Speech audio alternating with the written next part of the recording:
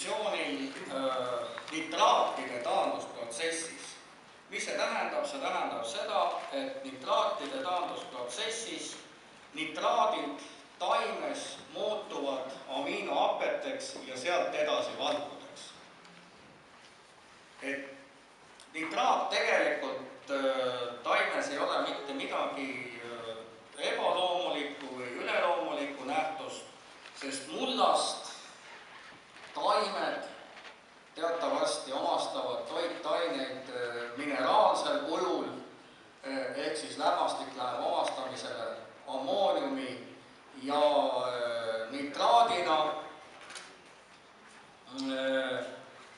Aga nüüd milles on probleem, et miks siis teinekord on köögiviljades see nitraatide sisaldus kõrgem, kui me sooviksime. Põhjus on eeskätt selles, et ebasoodsate tingimuste toimel, siin on eeskätt just ilmastikutingimused, ei ole selle taimekasvuks olnud soodsad ja see nitraat ei taandata edasi amiinohapeteks ja valkudeks. Molübdeenivaegus on happeliste muldade probleem. Molübdeenivaegus on happeliste muldade probleem.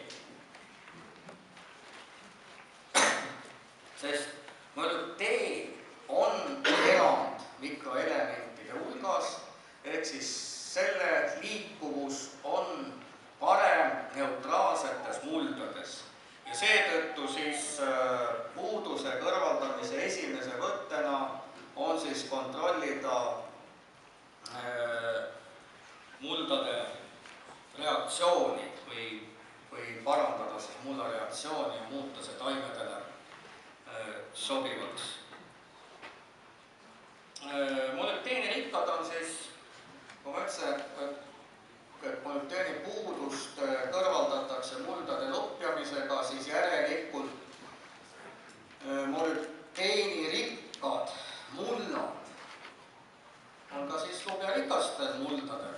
See on juba looduslikult lubjarikkad, ehk siis Põhja-Eesti, Kesk-Eesti mullad, kõige viljakamad mullad ja samuti ka Lääne-Eesti mullad.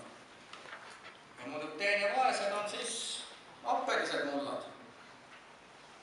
Pärnu Kasari jõgikonnas, Võrtsjärve, Põljaosale ja nii edasi.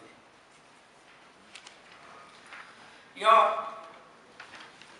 mõned näited veel siis. Tsink on eeskätt just õunaaedade element. Vanarahva tarkus ütleb selle kohta, et õunapuu enne saaki, siis löö puutüve sisse tsingitud naeru, siis puu hakkab saaki andma. Ma sügavalt praegu kahtlen, kas see tsingitud naes on mõju annab, võib-olla raudnael annaks sama efekti, sest siin on tegemist juba pigem taim on viidud stressiseisundisse ja ta on haiget tehtud ja ta annab suure kiiruga, annab saaki, et äkki veel enne surma annab järglasi tekitada. Nüüd koobaltseleen on siis pigem olulisel kohal just eelkätt loomasöötade koostistes. Sest koobalti ja seleeni puudus loomasöödas ja ka inimtoidus võib siis põhjustada päris mitmeid väga raskelt ja tõsiselt kuuldavaid haiguseid. Kes on lambakasvatusega kokku puutunud, usun, et teile ütleb väga palju selline haigus nagu tannedel valgelihastõbi,